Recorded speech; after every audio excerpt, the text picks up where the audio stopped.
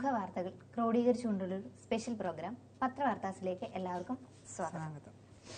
Okay, അങ്ങനെ ഇന്ന് November 18 തിങ്കളാഴ്ച ഞാൻ വീണ്ടും വന്നിരിക്കുന്നു അല്ലേ? ഓക്കെ, അപ്പൊ നമുക്ക് പ്രധാന വാർത്തകളിലേക്ക് കിടക്കാം അല്ലേ? എല്ലാ പത്രങ്ങളിലും പറയുന്നത് മണിപ്പൂരിനെ കുറിച്ച് തന്നെയാണ്. മണിപ്പൂര് ആളി കത്തിക്കൊണ്ടേയിരിക്കുകയാണ്, ഒരു ശമനമില്ലാതെ.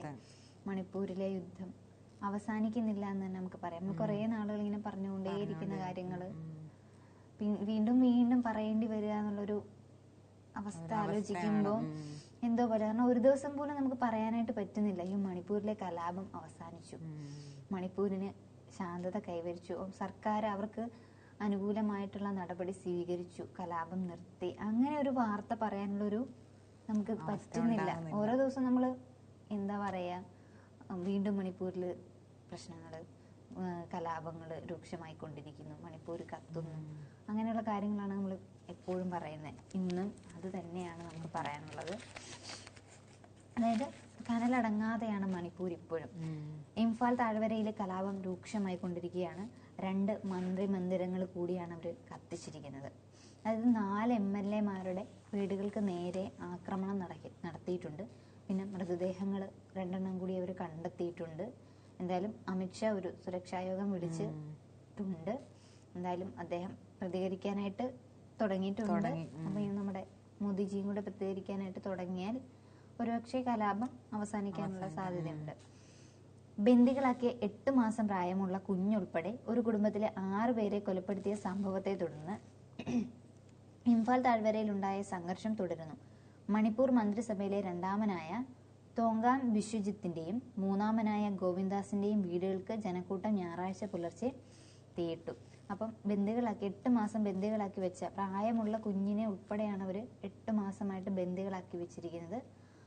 അതുപോലെ തന്നെ ഒരു കുടുംബത്തിലെ 6 പേരെ കൊലപ്പെടുത്തിയ സംഭവത്തെ തുടർന്നാണ് ഇപ്പം ഇംഫാൽ താഴ്വരയിൽ പ്രശ്നങ്ങൾ ഉണ്ടായിക്കൊണ്ടേയിരിക്കുന്നത്. അപ്പം അതിന്റെ ബേസിൽ അവർ അവിടുത്തെ MLA ആയ തോങ്കാം ബിശ്വജിത്തിന്റെയും ഗോവിന്ദാസിന്റെയും വീടുകൾക്ക് നേരെയാണ് ജനക്കൂട്ടം ആക്രമണം നടത്തിയത്. അത് ഞായറാഴ്ചയാണ് ഇവരുടെ 2 പേർ, ഈ MLA-മാരുടെ 2 പേരുടെയും വീടിന് നേരെ ആക്രമണം നടത്തിയിരിക്കുന്നത്.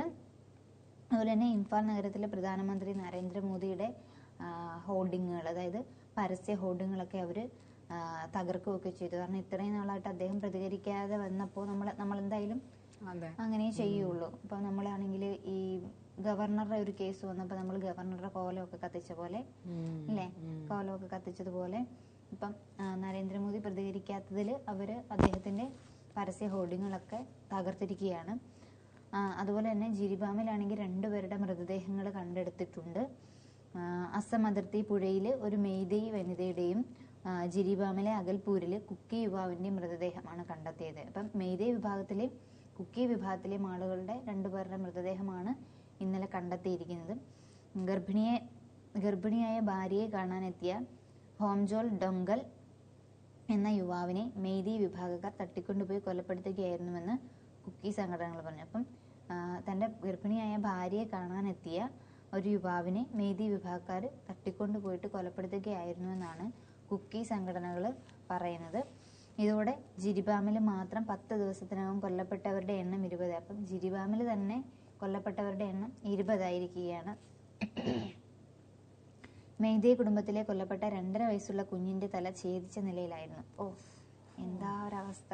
2.5 വയസ്സുള്ള കുഞ്ഞിന്റെ തല ഛേദിച്ച നിലയിലാണ് മെയ്തേയ് കുടുംബത്തിലുള്ള കണ്ടെത്തിയിരിക്കുന്നത്. അതുപോലെ ബീരേൻ സിംഗ് കഴിഞ്ഞാൽ ഏറ്റവും പ്രബലരായ മന്ത്രിമാരായ വിശ്വജിത്തിന്റെയും ഗോവിന്ദാസിന്റെയും വീടുകൾ പൂർണ്ണമായിട്ടും കത്തി നശിച്ചിട്ടുണ്ട്. കാരണം അവർക്ക് അത്രയ്ക്ക് അടക്കാൻ പറ്റാത്ത രോഷമാണുള്ളത്. അതുകൊണ്ട് തന്നെ അവർക്ക് പ്രയോജനപ്പെടുന്ന രീതിയിലൊന്നും ചെയ്യുന്നില്ല. അപ്പൊ പിന്നെ എന്തായാലും ജനങ്ങൾ പ്രതികരിക്കുകയല്ലേ ചെയ്യുള്ളൂ. ഈ കുഞ്ഞു പിള്ളേരെയൊക്കെ കൊല്ലുക എന്ന് പറയുമ്പോ തന്നെ നമ്മൾ ഗാസയിൽ കേൾക്കുന്ന പോലെ തന്നെ, കൊച്ചു കുഞ്ഞുങ്ങളെയൊക്കെ കൊല്ലുന്ന പോലെ തന്നെ നമ്മുടെ ഇന്ത്യയിലും ഇത് സംഭവിക്കുന്നു. കാരണം കുഞ്ഞിന്റെ തലയൊക്കെ ഛേദിക്കപ്പെട്ട നിലയിലൊക്കെ കാണുമ്പം ഈ കുഞ്ഞു പിള്ളേരെയൊക്കെ അങ്ങനെ നമുക്ക് കാണുമ്പോൾ ഒരു വാത്സല്യം തോന്നുന്നതാണ് കുഞ്ഞുങ്ങളോട്. അവരുടെ തല ഛേദിക്കുക എന്നൊക്കെ പറയുമ്പം നമുക്ക് ചിന്തിക്കുമ്പോൾ തന്നെ എന്തോ പോലെയാണ്. പിന്നെ കിടപ്പുമുറിയിലുള്ള സാധനങ്ങളെല്ലാം തീയിട്ടു. അതുപോലെ അവിടെയുള്ള സാധനങ്ങളെല്ലാം അവർ എടുത്തുകൊണ്ട് പോയി. ശനിയാഴ്ച രാത്രിയായിരുന്നു ആക്രമണം നടത്തിയിരിക്കുന്നത്. പിന്നെ NPPയുടെ പിന്തുണ പിൻവലിച്ചു. മണിപ്പൂരിൽ സമാധാനം കൊണ്ടുവരുന്നതിന് പരാജയപ്പെട്ടെന്ന് ആരോപിച്ച് ബീരേൻ സിംഗ് സർക്കാരിനുള്ള പിന്തുണ സഖ്യകക്ഷിയായ മേഘാലയ മുഖ്യമന്ത്രി കൊൺറാഡ് സാഗ്മയുടെ നേതൃത്വത്തിലുള്ള നാഷണൽ പീപ്പിൾസ് പാർട്ടി പിൻവലിച്ചു. അപ്പം സമാധാനം കൊണ്ടുവരുന്നതിന് പരാജയപ്പെട്ടു ബീരേൻ സിംഗിന്റെ സർക്കാരെന്ന് പറഞ്ഞു ആരോപിച്ചിട്ടാണ് ഈ പിന്തുണ അവർ പിൻവലിച്ചിരിക്കുന്നത്. 60 അംഗ നിയമസഭയിൽ NPPക്ക് 7 MLA-മാരാണുള്ളത്. BJPക്ക് 37 MLA-മാരുണ്ട്. 10 കുക്കി MLA-മാർ രാജിവെച്ചാലും സ്വതന്ത്രർ, NPF, JDU തുടങ്ങിയ പാർട്ടികളുടെ പിൻബലത്തോടെ സർക്കാരിന് ഭൂരിപക്ഷം. അപ്പോൾ NPP അവരുടെ പിന്തുണ പിൻവലിച്ചിരിക്കുകയാണ്. പിന്നെ ആഭ്യന്തരമന്ത്രി അമിത്ഷാ പറഞ്ഞിരിക്കുന്നത് സമാധാനം ഉറപ്പാക്കാനായിട്ട് സാധ്യമായിട്ടുള്ള എല്ലാ നടപടികളും സ്വീകരിക്കുമെന്നാണ്. അപ്പം സ്വീകരിക്കാനായിട്ട് സുരക്ഷാ ഉദ്യോഗസ്ഥർക്ക് അദ്ദേഹം ഉത്തരവ് നൽകിയിട്ടുണ്ട്, അല്ലെങ്കിൽ നിർദ്ദേശം നൽകിയിട്ടുണ്ട്. മഹാരാഷ്ട്രയിലെ തെരഞ്ഞെടുപ്പ് റാലികൾ റദ്ദാക്കി ഡൽഹിയിലെത്തിയാണ് അമിത്ഷാ സുരക്ഷാ അവലോകന യോഗം വിളിച്ചു ചേർത്തത്. അപ്പം മഹാരാഷ്ട്രയിലുള്ള തെരഞ്ഞെടുപ്പ് റാലി റദ്ദാക്കിയിട്ടാണ് അദ്ദേഹം വന്ന് സുരക്ഷാ അവലോകന യോഗം വിളിച്ചു ചേർത്തത്. നാളെ 12-ന് നോർത്ത് ബ്ലോക്കിൽ കൂടുതൽ ഉദ്യോഗസ്ഥരുടെ യോഗം വിളിച്ചു ചേർത്തിട്ടുണ്ട്. അപ്പം സ്ഥിതിഗതികൾ വിലയിരുത്താനായിട്ട് അമിത്ഷാ ഉത്തരവ് ഇറക്കിയിട്ടുണ്ട്. അപ്പം എത്രയും പെട്ടെന്ന് ഇത് പരിഹാരം കാണട്ടെ. അതുപോലെ തന്നെ 7 ജില്ലകളിൽ കർഫ്യൂ ഇപ്പോഴും തുടരുകയാണ്. CPRFനെ പ്രധാന കേന്ദ്രങ്ങളിൽ വിന്യസിച്ചിട്ടുണ്ട്. അപ്പം 7 ജില്ലകളിൽ കർഫ്യൂ തുടർന്നുകൊണ്ടേ ഇരിക്കുകയാണ്. അപ്പം അവിടുത്തെ പ്രശ്നം കൂടുതൽ വഷളാകാതെ എത്രയും പെട്ടെന്ന് അതിനൊരു തീരുമാനം ഉണ്ടാക്കിയെടുക്കേണ്ടതാണ്. എന്തായാലും അമിത്ഷാ ഒരു യോഗം വിളിച്ചു ചേർത്ത് നിർദ്ദേശം നൽകിയിട്ടുണ്ട്. അപ്പോൾ വീണ്ടും അതിൽ നിന്ന് നമ്മുടെ മോദി വന്ന് സംസാരിച്ച് പ്രശ്നങ്ങൾ ഒരുപാട് ഇനിയും കൂടുതലാവാതെ അതെങ്ങനെയെങ്കിലും ഒന്ന് സോൾവ് ചെയ്ത്, കാരണം ഇതിപ്പം ഒരു സ്റ്റേറ്റിൽ മാത്രമാണ് നിൽക്കുന്നത്. ഇനി അത് നമ്മുടെ ഇന്ത്യയിലുള്ള സ്റ്റേറ്റിലോട്ട് വ്യാപിക്കാതെ, അതിപ്പം നമ്മൾ ഓരോ നിമിഷം നമ്മൾ ഗാസയിലെ കാര്യങ്ങൾ കേൾക്കുമ്പോൾ നമുക്ക് എന്തോ പോലെയാണ് അങ്ങനത്തെ കാര്യങ്ങൾ. മാധ്യമ പ്രവർത്തകർ, ആരോഗ്യ പ്രവർത്തകർ, കുഞ്ഞുങ്ങൾ, വൃദ്ധര് എന്നൊന്നില്ലാതെയാണ് ഗാസയിൽ പ്രശ്നം ഉണ്ടാക്കിക്കൊണ്ടേയിരിക്കുന്നത്. അപ്പം ആ ഒരു അവസ്ഥ നമ്മുടെ ഇന്ത്യയിൽ വന്നാൽ എങ്ങനെയായിരിക്കും? കാരണം എല്ലാവരും പറയുന്ന മതേതരത്വമുള്ള രാജ്യമാണ് ഇന്ത്യ, നമ്മൾ എന്ത് വന്നാലും ഒറ്റക്കെട്ടായിട്ട് നിൽക്കും എന്നുള്ള കാര്യങ്ങളൊക്കെ നമുക്ക് ആരാധനാലയങ്ങൾക്ക് നേരെ ആക്രമണം നടന്നു. ഇന്നലെ പള്ളികളൊക്കെ ആക്രമിച്ചിട്ടുണ്ടായിരുന്നു. അപ്പം വൈവിധ്യങ്ങളെ എല്ലാ മതങ്ങളെയും ഒരുപോലെ ആചരിക്കുകയും അവരെ ബഹുമാനിക്കുകയും ചെയ്യുന്ന ഇന്ത്യ എന്ന രാജ്യത്ത് തന്നെ ഇങ്ങനെ വരുമ്പോഴത്തേക്കിനും അത് വലിയൊരു കലാപത്തിലേക്കാണ് പോകുന്നത്. വീണ്ടും നമ്മൾ ഒരു ഗാസയാവാതിരിക്കാനാണ് നമ്മൾ ശ്രദ്ധിക്കണം, അല്ലെങ്കിൽ ഒരു ഇസ്രായേൽ ആവാണ്ടിരിക്കാനാണ് നമ്മൾ ശ്രദ്ധിക്കുക. അപ്പം നമ്മുടെ ഭരണാധികാരികൾ അതിനനുസരിച്ച് എന്തെങ്കിലും നടപടി സ്വീകരിക്കുകയാണെങ്കിൽ ഇത്രയും പ്രശ്നങ്ങൾ കൂടുതൽ വഷളാവില്ല. അപ്പം ഇത്രയും നാളായിട്ടും ഇവര് കേന്ദ്രത്തിന്റെ ഭാഗത്തുനിന്ന് ഒരു ഇതും സംഭവിക്കുന്നില്ല. അവര് മറുപടി നൽകുകയോ അല്ലെങ്കിൽ പ്രതികരിക്കുകയോ ഒന്നും ചെയ്തിട്ടില്ല. പ്രധാനമന്ത്രിക്ക് പ്രതികരിക്കാവുന്നതേ ഉള്ളൂ. അദ്ദേഹത്തിന് അവിടെ വരെ പോയി സന്ദർശിച്ച് അവരുമായിട്ടുള്ള പ്രശ്നങ്ങൾ എന്താണ് എന്നറിഞ്ഞ് എല്ലാം തീർക്കാവുന്നതേ ഉള്ളൂ. പക്ഷെ അദ്ദേഹം മൗനം പാലിക്കുകയാണ്. എന്തായാലും എത്രയും പെട്ടെന്ന് ഇതിനൊരു പരിഹാരം കണ്ടെത്തട്ടെ എന്ന് നമുക്ക് പ്രതീക്ഷിക്കാം. ഇനി അടുത്ത വാർത്തയിലേക്ക് പോയാല്, അതായത് മദ്യപിച്ച് ബഹളം വെക്കുന്നത് നമ്മൾ സ്ഥിരം കാണാറുള്ള കാഴ്ചകളാണ്. കാരണം മദ്യപിക്കുന്ന ആൾക്കാർക്ക് ബഹളം വെച്ചില്ലെങ്കിൽ എന്തോ ഒരു ഇതാണ്. എല്ലാ ആൾക്കാരും ഇല്ല, ചില ആൾക്കാർ ഒരു പരിധി വിട്ട് കഴിയുമ്പം അവർക്ക് മദ്യപിച്ച് കഴിഞ്ഞാൽ എന്തോ അവരുടെ ഹോർമോണിൽ ഉണ്ടാകുന്ന ചേഞ്ചസ് ആയിരിക്കാം, പെട്ടെന്ന് വഴക്കുണ്ടാക്കും. ഇപ്പം നമ്മളൊക്കെ ആണെങ്കിലും വീടുകളിലാണെങ്കിലും മദ്യപിച്ച് കഴിഞ്ഞാൽ ഭയങ്കര അടി ഉണ്ടാക്കുന്നതൊക്കെ നമ്മൾ കേട്ടിട്ടുണ്ട്. നമ്മൾ സിനിമയിലാണെങ്കിലും കണ്ടിട്ടുണ്ട്. മദ്യപിച്ച് വന്നിട്ട് ഭാര്യ അടിക്കുന്നു, തൊഴിക്കുന്നു, അങ്ങനെയുള്ള കാര്യങ്ങളൊക്കെ സിനിമയിൽ നമ്മൾ കുറേയധികം കണ്ടിട്ടും കേട്ടിട്ടും ഒക്കെ ഉള്ളതാണ്. നിത്യജീവിതത്തിലും അങ്ങനെയുള്ള കാര്യങ്ങളൊക്കെ തന്നെ ഉണ്ട്. പക്ഷെ ഇവിടെ സംഭവിച്ചിരിക്കുന്നത് മദ്യപിച്ച് ബഹളം വെച്ചതിന്റെ അടിസ്ഥാനത്തിൽ കരിപ്പൂർ വിമാനം തിരിച്ചിറക്കിയിരിക്കുകയാണ്. അദ്ദേഹം ബഹളം വെച്ചതിന് എത്രയോ യാത്രക്കാരാണ് ബുദ്ധിമുട്ട് അനുഭവിച്ചിരിക്കുന്നത്. എന്താണത്? ദുബായിൽ നിന്ന് കോഴിക്കോട്ടേക്ക് പുറപ്പെട്ട വിമാനം യാത്രക്കാരൻ മദ്യപിച്ച് ബഹളം ഉണ്ടാക്കിയതിനെ തുടർന്ന് തിരിച്ചിറക്കി. പോലീസ് എത്തി യാത്രക്കാരനെ കൊണ്ടുപോയതിനു ശേഷമാണ് വിമാനം വീണ്ടും പുറപ്പെട്ടത്. ഞായറാഴ്ച പുലർച്ചെ 1:30 ദുബായിൽ നിന്ന് കോഴിക്കോട്ടേക്ക് പുറപ്പെട്ട ഫ്ലൈ ദുബായ് വിമാനത്തിൽ വെങ്ങര സ്വദേശിയായ യാത്രക്കാരനാണ് മദ്യപിച്ച് ബഹളം ഉണ്ടാക്കിയതെന്ന് സഹയാത്രികർ പറഞ്ഞു. വിമാനം ദുബായിൽ നിന്ന് പുറപ്പെട്ട ശേഷവും ഇയാൾ ബഹളം തുടർന്നു. മറ്റ് യാത്രക്കാർക്ക് ശല്യമായതോടെ വിമാനം തിരികെ ഇറക്കുകയായിരുന്നു. യാത്രക്കാരിൽ നിന്ന് വിവരങ്ങൾ ശേഖരിച്ച ശേഷമാണ് ഇയാളെ ദുബായ് പോലീസ് കൊണ്ടുപോയത്. അപ്പം വിമാനം വരെ ഇറക്കാൻ അത്രയ്ക്കും യാത്രക്കാർക്ക് ഒരുപാട് ബുദ്ധിമുട്ടുണ്ടായിട്ടുണ്ട്. അതുകൊണ്ടാണ് ഞായറാഴ്ച ദുബായിൽ നിന്ന് കോഴിക്കോട്ടേക്ക് പുറപ്പെട്ട ഫ്ലൈറ്റിലാണ് വേങ്ങര സ്വദേശിയായിട്ടുള്ള യാത്രക്കാരൻ മദ്യപിച്ച് ബഹളമുണ്ടാക്കിയിരിക്കുന്നത്. അയാളുടെ കാരണം മറ്റ് സഹയാത്രികർക്ക് ബുദ്ധിമുട്ട്. അതായത് മദ്യപിച്ച് ബഹളം വെക്കുമ്പോൾ നമുക്ക് എങ്ങനെയാ ഒരാൾ പ്രതികരിക്കുന്നത് നമുക്ക് പറയാൻ പറ്റില്ല. അപ്പൊ ചിലപ്പോൾ അക്രമാസക്തനാവാം, ചിലപ്പോ നല്ല അസഭ്യമായ ഭാഷകളൊക്കെ ആയിരിക്കാം വരുന്നത്. അപ്പം എങ്ങനെയാണെന്നറിയില്ല. അദ്ദേഹം എന്തായാലും ബഹളം വെച്ചതിനെ തുടർന്ന് യാത്രക്കാർക്ക് പ്രശ്നം ഉണ്ടാകാതിരിക്കാനായിട്ട് വിമാനം എന്തായാലും തിരിച്ചിറക്കിയിരിക്കുകയാണ്. ഒരു മദ്യത്തിന് ഇങ്ങനെയൊക്കെ ചെയ്യാൻ കഴിയുമോ?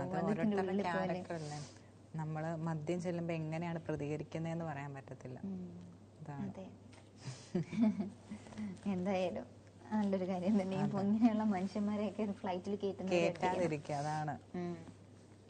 ഓക്കെ, ഇനി നമുക്ക് അടുത്തൊരു വാർത്ത എന്ന് വെച്ചാല് തമിഴ്നാട്ടിൽ നിന്നുള്ള തീർത്ഥാടകർ സഞ്ചരിച്ച ബസ് മറിഞ്ഞ് അപകടം. 10 പേർക്കാണ് പരിക്ക് സംഭവിച്ചിരിക്കുന്നത്. കണമല അട്ടിവളവിൽ മിനി ബസ് മറിഞ്ഞ് 10 ശബരിമല തീർത്ഥാടകർക്ക് പരിക്ക്. നമ്മൾ കഴിഞ്ഞ ദിവസം പറഞ്ഞായിരുന്നു അപകടങ്ങളൊക്കെ ഉണ്ടാകാതെ സൂക്ഷിച്ചു പോകുന്ന കാര്യങ്ങളൊക്കെ, സുരക്ഷാ സംവിധാനങ്ങളൊക്കെ ശബരിമലയിൽ ഒരുക്കിയിട്ടുണ്ടെന്നും മണ്ണിടിച്ചിൽ സാധ്യതയുള്ള സ്ഥലങ്ങളിൽ കൂടുതൽ ശ്രദ്ധ കൊടുക്കുന്ന കാര്യങ്ങളൊക്കെ നമ്മൾ പറഞ്ഞിരുന്നു.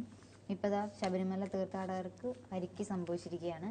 2 പേരെ കോട്ടയം മെഡിക്കൽ കോളേജ് ആശുപത്രിയിലും മറ്റുള്ളവരെ എരുമേലി സാമൂഹിക ആരോഗ്യ കേന്ദ്രത്തിലും പ്രവേശിപ്പിച്ചു. ഇന്നലെ രാത്രി 7:45 സംഭവം. തമിഴ്നാട് നാമക്കലിൽ നിന്ന് വന്ന തീർത്ഥാടകർ സഞ്ചരിച്ച ബസ്സാണ് അപകടത്തിൽപ്പെട്ടത്. 5 കുട്ടികളും ഉൾപ്പെടെ 22 പേരാണ് ആ ബസ്സിൽ ഉണ്ടായിരുന്നത്. ചെറിയ ബസ്സാണ്, മിനി ബസ്. എരുത്തുവാപ്പുഴ ഇറക്കമിറങ്ങി വരുമ്പോൾ ബ്രേക്ക് നഷ്ടപ്പെട്ട് റോഡരികിലെ തിട്ടയിലിടിച്ച് മറിയുകയായിരുന്നു. അപ്പം ഇറങ്ങി വരുന്ന സമയത്ത് ബ്രേക്ക് നഷ്ടപ്പെട്ട് തിട്ടയിലിടിച്ച വണ്ടി മറിഞ്ഞത്. അങ്ങനെയാണ് അപകടം സംഭവിച്ചത്. എന്തായാലും വേറെ പ്രശ്നങ്ങളൊന്നുമില്ല. 10 പേർക്ക് പരിക്ക്, മരണമൊന്നും എന്തായാലും സംഭവിച്ചിട്ടില്ല.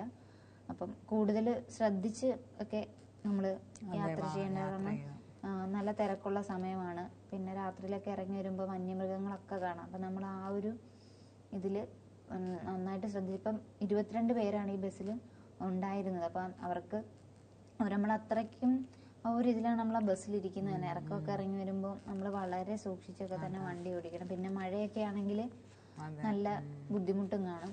അപ്പം എന്തായാലും നമ്മൾ സൂക്ഷിച്ച് ഒക്കെ, ഇപ്പം ശബരിമല തീർത്ഥാടകർ മാത്രമല്ല ആരായാലും നല്ല സേഫ്റ്റിയിൽ വണ്ടി ഓടിക്കുക എന്നാണ് നമുക്ക് പറയാനുള്ളത്, അല്ലേ? അടുത്ത വാർത്ത എന്താ? ആരോഗ്യ പ്രവർത്തകരുടെ സുരക്ഷ പ്രത്യേക നിയമം ആവശ്യമില്ല. ദേശീയ ദൗത്യ സംഘം സുപ്രീം കോടതിയിൽ നിലവിലെ വകുപ്പുകൾ പര്യാപ്തം, ഗുരുതര കുറ്റകൃത്യങ്ങൾക്ക് BNS ഉണ്ട്. ഡോക്ടർമാരും നഴ്സുമാരും ഉൾപ്പെടെയുള്ള ആരോഗ്യ പ്രവർത്തകരുടെ സുരക്ഷയ്ക്കായി പ്രത്യേക കേന്ദ്ര നിയമത്തിന്റെ ആവശ്യമില്ലെന്ന് സുപ്രീം കോടതി നിയോഗിച്ച ദേശീയ ദൗത്യ സംഘം. ആരോഗ്യ പ്രവർത്തകർക്കെതിരായ അതിക്രമങ്ങൾ കൈകാര്യം ചെയ്യാൻ നിലവിലുള്ള നിയമത്തിലെ വകുപ്പുകൾ പര്യാപ്തമാണെന്ന് സുപ്രീം കോടതിയിൽ സമർപ്പിച്ച റിപ്പോർട്ട് ദൗത്യ സംഘം അറിയിച്ചു. അപ്പം നമ്മൾ മറ്റേ ഡോക്ടറൊക്കെ പീഡിപ്പിക്കപ്പെട്ട അങ്ങനത്തെ ആ സംഭവത്തിന് ശേഷം കൂടുതലും സ്ത്രീകൾക്ക് ജോലി സ്ഥലങ്ങളിൽ സുരക്ഷ കൂടുതൽ ശക്തമാക്കണമെന്ന് പറഞ്ഞിട്ടുണ്ടായിരുന്നല്ലോ. ആരോഗ്യ മേഖലയിലാണോ അതോ മൊത്തത്തിൽ? ഇത് ഡോക്ടർമാരുടെയും നഴ്സുമാരുടെയും കാര്യം പറയുന്നത്. ആരോഗ്യ പ്രവർത്തകരുടെ സുരക്ഷയ്ക്കായി പ്രത്യേക കേന്ദ്ര നിയമത്തിന്റെ ആവശ്യമില്ലെന്ന് സുപ്രീം കോടതി നിയോഗിച്ച ദേശീയ സംഘം വെളിപ്പെടുത്തി. ആതുരാലയങ്ങളിലെ അതിക്രമങ്ങൾ കൈകാര്യം ചെയ്യാൻ 24 സംസ്ഥാനങ്ങൾ പ്രത്യേക നിയമം പാസാക്കിയിട്ടുണ്ട്. സംസ്ഥാന നിയമത്തിന്റെ അഭാവത്തിൽ ഭാരതീയ ന്യായ സംഹിതയിലെ വകുപ്പുകൾ അതിന് പര്യാപ്തമാണ്. പ്രതിദിനമെന്നോണം നടക്കുന്ന ചെറിയ കുറ്റകൃത്യങ്ങൾ സംസ്ഥാന നിയമങ്ങൾ മതിയാകുമെന്ന് ഗുരുതരമായി BNS ഉണ്ട്. അതിനാൽ ആരോഗ്യ പ്രവർത്തകരുടെ സുരക്ഷയ്ക്കായി പ്രത്യേക കേന്ദ്ര നിയമത്തിന്റെ ആവശ്യമില്ലെന്ന് ദൗത്യ സംഘം വ്യക്തമാക്കി. അപ്പം നിലവിലെ നിയമങ്ങൾ തന്നെ മതിയെന്നാണ് സുപ്രീം കോടതിയുടെ വിധി. നിലവിലെ നിയമങ്ങൾ ഉണ്ടായിട്ടും വലിയ മാറ്റമൊന്നും സംഭവിക്കുന്നില്ലല്ലോ. കാരണം നമ്മുടെ ഇവിടെ തന്നെ ആണെങ്കിലും കൊല്ലത്ത് ഡോക്ടർ വന്ദനാദാസ് കൊല്ലപ്പെട്ട കേസ്, അത് കഴിഞ്ഞൊരു കുറേ നാളുകൾക്ക് ശേഷം ഡൽഹിയിൽ ഒരു ഡോക്ടറെ പീഡിപ്പിച്ചു വന്നു. അപ്പം ആരോഗ്യ മേഖലയിലുള്ള അത് കഴിഞ്ഞ് നമ്മൾ ഒത്തിരിയും വാർത്തകൾ റിപ്പോർട്ട് ചെയ്തിട്ടുണ്ടായിരുന്നു. ആരോഗ്യ മേഖലയിലുള്ളവരെ ഈ പീഡിപ്പിക്കുന്ന തരത്തിലുള്ള വാർത്തകൾ. അവർക്ക് പോലും, അതായത് മറ്റുള്ളവരുടെ സുരക്ഷയ്ക്ക് വേണ്ടി പകലില്ലാതെ കഷ്ടപ്പെടുന്നവരാണ് ആരോഗ്യ മേഖലയിലുള്ളവർ. അവർക്ക് പോലും ഒരു സുരക്ഷിതത്വം ഇല്ല. അപ്പം അത് നമുക്ക് ചിന്തിക്കാൻ പറ്റാത്തൊരു കാര്യമാണത്. ഇപ്പം പ്രത്യേക നിയമം ആവശ്യമില്ലെന്നാണ് പറയുന്നത്. പ്രത്യേക നിയമം ആവശ്യമില്ലെങ്കിൽ ഉള്ള നിയമം അനുസരിച്ച് അത് നടപ്പിലാകുന്നില്ല ശരിക്കും. ഇങ്ങനെയുള്ള സംഭവങ്ങൾ കൂടുകയല്ലാതെ കുറയുന്നതായിട്ട് എനിക്ക് തോന്നിയിട്ടില്ല. നമ്മുടെ കൊല്ലത്തുള്ള ഡോക്ടറിന്റെ കേസ് തന്നെ എടുക്കുകയാണെങ്കിൽ അവര് ഡ്യൂട്ടി ടൈമിലാണ് അവരെ കുത്തിക്കൊലപ്പെടുത്തി കൊന്നിരിക്കുന്നത്. അത്രയും ആശുപത്രിയിലെ സെക്യൂരിറ്റീസും സ്റ്റാഫുകളും ഉണ്ടായിട്ട്. അപ്പോൾ ചെറിയൊരു ആശുപത്രിയിലാണെങ്കിൽ സ്റ്റാഫുകളൊന്നും ചിലപ്പോൾ അധികം ആളില്ലാണ്ട് നമ്മളിരിക്കുന്ന ഒരു സിറ്റുവേഷൻ വരുമല്ലോ. അപ്പോൾ നമുക്ക് എന്ത് സുരക്ഷയാണ് അവിടെ ഉണ്ടായിരിക്കുന്നത്? ഇപ്പം ഡോക്ടർമാർക്കായാലും നഴ്സുമാർക്കായാലും ഇപ്പം പെട്ടെന്ന് ഇവരുടെ ഷിഫ്റ്റ് കഴിയാൻ ഇറങ്ങുന്ന സമയത്തായിരിക്കും ഒരു എമർജൻസി കയറി വരുന്നത്. അവർക്ക് ഓടിപ്പോകാൻ പറ്റുമോ? പറ്റില്ല. അപ്പോൾ അവർക്ക് അവിടെ നിന്നല്ലേ പറ്റുള്ളൂ. അപ്പം നമ്മുടെ സുരക്ഷയോർത്ത് അവരുടെ ഉറക്കവും അവരുടെ മാനസിക നില അവർ മനസ്സിലാക്കി, അതായത് അവർക്ക് ചിലപ്പോൾ പല പ്രശ്നങ്ങൾ കാണും, അതൊന്നും നോക്കാതെ നമുക്ക് വേണ്ടി അല്ലെങ്കിൽ നമ്മുടെ സുരക്ഷയ്ക്ക് വേണ്ടിയാണ് ആരോഗ്യ പ്രവർത്തകർ പ്രവർത്തിക്കുന്നത് തന്നെ. ഇപ്പോൾ കോവിഡിന്റെ സമയത്തൊക്കെ ആണെങ്കിൽ മാസ്ക് ഉപയോഗിച്ച്, അതായത് സുരക്ഷ ക്രമീകരണങ്ങൾ നടത്തിയാണ് അവർ നമുക്ക് വേണ്ടി പ്രവർത്തിച്ചിട്ടുള്ളത്. ഇപ്പം നമ്മളൊക്കെ ആണെങ്കിൽ വീട്ടിലിപ്പം ഒരാൾക്ക് കോവിഡ് വന്നാൽ നമ്മൾ എന്താ ചെയ്യുക? ആ ആളെ ഒരു മുറിയിലേക്ക് മാറ്റുകയാണ് ചെയ്യുന്നത്. പിന്നെ ആ മുറിയിൽ പിന്നെ നമ്മൾ ആരും കയറില്ല. നമുക്ക് അസുഖം വന്നാൽ അല്ലെങ്കിൽ ആൾക്ക് കൊടുക്കുന്ന പാത്രത്തിൽ കഴിക്കില്ല, അങ്ങനത്തെ കാര്യങ്ങളൊക്കെ. നമ്മൾ ഒരു അകലം പാലിച്ചാണ് നമ്മൾ ആഹാരം പോലും അവർക്ക് കൊണ്ട് കൊടുക്കാറുള്ളത്.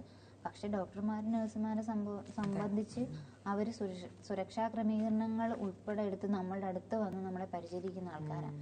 അപ്പം അവർക്ക് ഒരു പ്രത്യേക സുരക്ഷ ആവശ്യമാണ്. കാരണം ആരോഗ്യമേഖലയിൽ ഇപ്പൊ ഇതിങ്ങനെ വർദ്ധിച്ചുകൊണ്ടിരിക്കുന്ന ഈ സാഹചര്യത്തിൽ അവർക്ക് അത് ആവശ്യമാണ് അങ്ങനെ ഒരു നിയമം. പക്ഷെ വേണ്ടെന്നാണ് പറയുന്നത്. സുരക്ഷാ നിർദ്ദേശങ്ങൾ മുന്നോട്ട് വെക്കുന്നത് പരിശീലനം ലഭിച്ച സുരക്ഷാ ജീവനക്കാരെ നിയമിക്കണം. പിന്നെ രാത്രി ഷിഫ്റ്റിനെ തുടർന്നുള്ളവർക്ക് സുരക്ഷാ പ്രോട്ടോകോൾ നടപ്പാക്കണം. ശരിയാണത്. രാത്രി ഷിഫ്റ്റിൽ ഇപ്പം ഒറ്റയ്ക്ക് ഇരിക്കുകയാണെങ്കിൽ നമുക്ക് പറയാൻ പറ്റില്ല, സുരക്ഷ ഉറപ്പാക്കിയേ പറ്റത്തുള്ളൂ. കാരണം രാത്രിയിൽ പേഷ്യൻസ് എല്ലാം ഉറക്കമായിരിക്കും. എന്തെങ്കിലും സംഭവിച്ചാൽ ചിലപ്പം ചില മെഡിസിൻസ് കാരണം പേഷ്യൻസിന് നല്ല ഉറക്കം കിട്ടും. അപ്പൊ അവരറിയത്തില്ല എന്ത് സംഭവിക്കും. ആൾക്കാരും കാണത്തില്ല. അതുകൊണ്ട് അവരുടെ സുരക്ഷ എന്താണേലും ഉറപ്പാക്കണം. പിന്നെ ആരോഗ്യ പ്രവർത്തകരെ വാഹനത്തിൽ കൊണ്ടുവരികയും കൊണ്ടുപോവുകയും വേണം. അത് നല്ലൊരു ശരിയാ. കാരണം നമുക്കിപ്പോ ഒരു 6 മണി വരെ ഡ്യൂട്ടി ഉള്ള ഒരു നേഴ്സ് ആണെങ്കിൽ ആ ആള് 6 മണി ബസ് കയറി വീട്ടിൽ ചെല്ലുമ്പോൾ 7:30 ആവുകയാണെങ്കിൽ നമുക്ക് സുരക്ഷ എത്രത്തോളം ഉണ്ടെന്ന് നമുക്ക് പറയാൻ പറ്റത്തില്ല ഈ വരുന്ന കാലത്തിൽ. അപ്പൊ അവരെ കൊണ്ടുവരാനും തിരിച്ച് കൊണ്ടുവിടാനും ഉള്ള സംവിധാനങ്ങൾ ഒരുക്കണം. അതിപ്പം ആരോഗ്യ മേഖലയിൽ മാത്രമല്ല, എല്ലാ സ്ഥലങ്ങളിലും അങ്ങനെ തന്നെ വേണമെന്നാണ്. അതായത് ഒരു 5 മണി 6 മണിക്ക് ശേഷം നമുക്ക് ഒറ്റയ്ക്ക് പോകുമ്പം നമ്മുടെ നാട്ടിലായതുകൊണ്ട് അങ്ങനെ പോകാൻ പറ്റാത്തൊരു സിറ്റുവേഷൻ. വേറെ ഏതെങ്കിലും നാടാണെങ്കിൽ പിന്നെ അത്രയും പ്രശ്നമില്ല. പിന്നെ CCTV ക്യാമറകളുടെ എണ്ണം വർദ്ധിപ്പിക്കുകയും സുരക്ഷാ പരിശോധന വർദ്ധിപ്പിക്കുകയും വേണം. എമർജൻസി യൂണിറ്റുകളുടെ മുതിർന്ന ഡോക്ടർമാരും നഴ്സുമാരും വേണം. അതിക്രമം ഉണ്ടായാൽ 6 മണിക്കൂറിനകം FIR രജിസ്റ്റർ ചെയ്യണം. അപ്പൊ ഈ വക കാര്യങ്ങളാണ് സുരക്ഷാ നിർദ്ദേശങ്ങളിൽ അവര് മുന്നോട്ട് വെച്ചത്. അപ്പം ഇതെല്ലാം ന്യായമായിട്ടുള്ള കാര്യങ്ങൾ തന്നെയാണ് പറഞ്ഞിരിക്കുന്നത്. കാരണം അവരുടെ സുരക്ഷ അവർക്ക് നോക്കണ്ടേ, നമ്മുടെ സുരക്ഷ അവർ നോക്കുന്നുണ്ട്. അപ്പൊ അവരുടെ സുരക്ഷയ്ക്ക് ആര് ഉത്തരവാദിത്തം പറയും? അപ്പം ഈ ഒരു കാര്യം എന്തായാലും പ്രത്യേക നിയമം ആവശ്യമില്ല എന്നല്ല, അല്ലെങ്കിൽ ഉള്ള നിയമം വെച്ച് ഇതുപോലെയുള്ള പ്രശ്നങ്ങൾ ഉണ്ടാവാതിരിക്കാനാണ് ശ്രമിക്കേണ്ടത്. ഇപ്പം നമ്മൾ ഓരോ ദിവസം ഇങ്ങനെ പ്രശ്നങ്ങൾ വന്നുകൊണ്ടേയിരിക്കുക, കുറയുന്നതായിട്ട് തോന്നുന്നേ ഇല്ല. അപ്പം എന്തായാലും അതിനുള്ളൊരു പരിഹാരമായിട്ട് ഉള്ള നിയമം വെച്ച് പരിഹരിക്കുക, അല്ലെങ്കിൽ പുതിയ നിയമം കൊണ്ടുവരിക. ഓക്കെ. പിന്നെ അടുത്ത വാർത്ത എന്താ ചെയ്യാ? ട്രെയിനിൽ യാത്ര ചെയ്തിട്ടുണ്ടോ? ഉണ്ടോ? ഫുഡ് വാങ്ങിച്ചു വെച്ചിട്ടുണ്ടോ?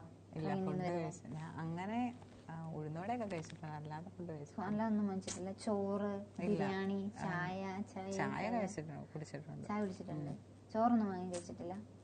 ഓക്കെ. നമ്മുടെ എന്താണ് രാജ്യത്തിന്റെ ഏറ്റവും നല്ല ട്രെയിനാണെന്ന് പറയുന്ന ട്രെയിനല്ലേ വന്ദേ ഭാരത്.